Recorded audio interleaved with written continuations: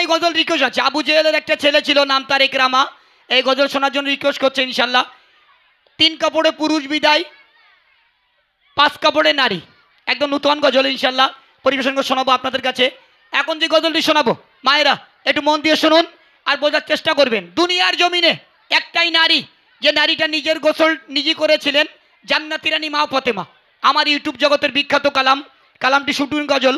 সেই গজল কেন আজকে জান্নাতি রানী মা ফাতেমা, তিনি আজকে কেন জান্নাতি, আর আমাদের ঘরের ফাতেমা এরা জান্নাত পাবে কিনা আল্লাহই ভালো জানে।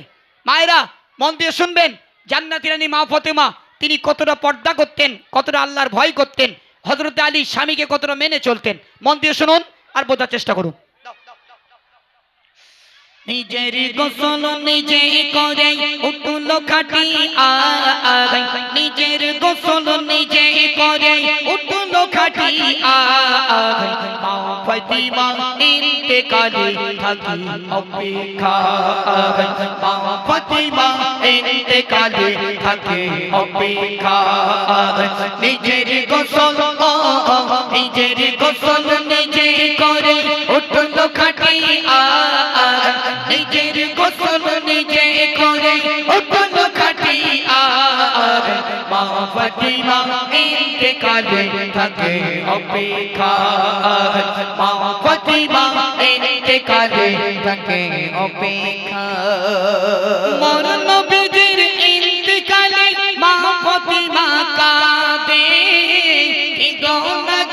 ও ফাতিমা দেখা কবে 6 মাস পরে, দিলাম কথা দেব দেখা থাকবো অপেক্ষায়, দিলাম কথা দেব দেখা থাকবো অপেক্ষায়। মা ফাতিমা ইন্তেকালে থাকে অপেক্ষায়, মা ফাতিমা ইন্তেকালে থাকে অপেক্ষায়। নিজের গোসল নিজের গোসল নিজে করে উঠল খাটি আয়, নিজের গোসল নিজে করে উঠল খাটি আয়। মা ফাতিমা ইন্তেকালে থাকে অপেক্ষায়, মা ফাতিমা ইন্তেকালে থাকে অপেক্ষায়। 6 মাস ধরে পগর গলে নবীর বেটি ফাতিমা, অবশেষে দিন গুনিবা কেটে গেল মোগলা। সময় হলো বুঝে নিল রইবে না ধরা, সময় হলো বুঝে নিল রইবে না ধরা। মা ফাতিমা ইন্তেকালে থাকে অপেক্ষায়, মা ফাতিমা ইন্তেকালে থাকে অপেক্ষায়। নিজের গোসল নিজের গোসল নিজে করে উঠল খাটি আয়, নিজের গোসল নিজে করে উঠল খাটি আয়। মা ফাতিমা ইন্তেকালে থাকে অপেক্ষায়, মা ফাতিমা ইন্তেকালে থাকে অপেক্ষায়। বিদায় কালে স্বামীর ডেকে বলে বেটি ফাতিমা, নিশিরাতে প্রাপন দেবে কেউ যেন গো দেখে না। তুই মালিকের যতন করে রেখো দুনিয়া, তুই মালিকের যতন করে রেখো দুনিয়া। মা ফাতিমা ইন্তেকালে থাকে অপেক্ষায়, মা ফাতিমা ইন্তেকালে থাকে অপেক্ষায়।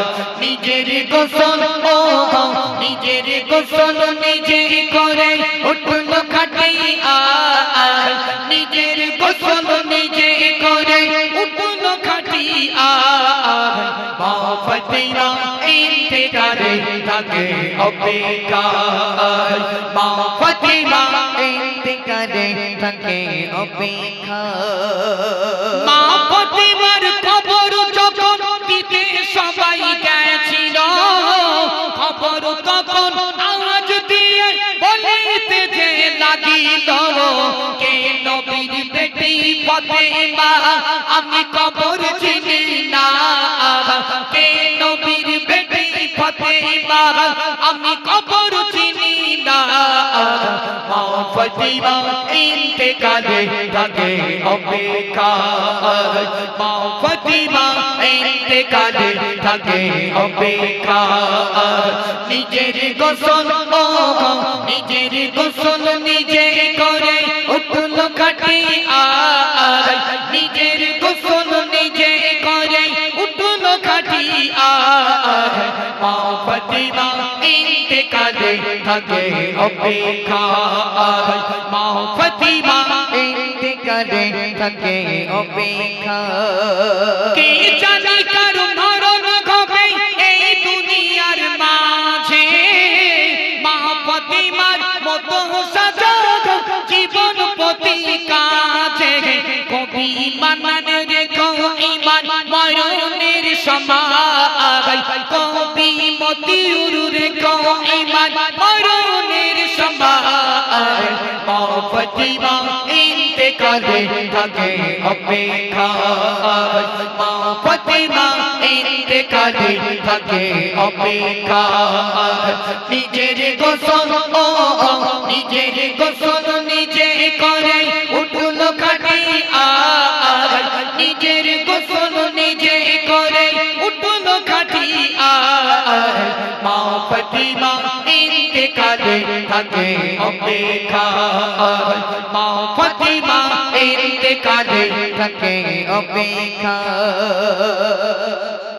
মায়েরা মন দিয়ে শুনুন জান্নাতের রানী মা ফাতেমা মারা যাবার আগে স্বামী হযরত আলীকে ডাক দিয়ে বললেন ও আমার প্রাণের স্বামী হযরত আলী মন দিয়ে শোনো মায়েরা কেন আজকে জান্নাতের রানী মা ফাতেমা জান্নাতি এবং সকল মেয়েদের ভিতরে জান্নাতের সার্টিফিকেট কেন মা ফাতেমাকে দেয়া হলো মন দিয়ে শুনুন